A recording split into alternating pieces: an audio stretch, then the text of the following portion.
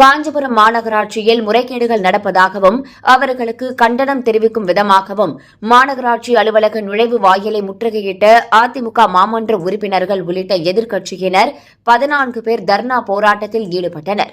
எதிர்க்கட்சியைச் சேர்ந்த 14 வார்டுகளிலும் இதனால் வரையில் எந்த அடிப்படை பணிகளும் செய்யாமல் வார்டுகளை புறக்கணித்து மக்கள் மத்தியில் அதிமுக உள்ளிட்ட எதிர்க்கட்சி மாமன்ற உறுப்பினர்களுக்கு அவப்பெயரை வாங்கித் தர மாநகராட்சி ஊழியர்கள் முயற்சிப்பதாக எதிர்க்கட்சி மாமன்ற உறுப்பினர்கள் தங்களது குற்றச்சாட்டை முன்வைக்கின்றனர்.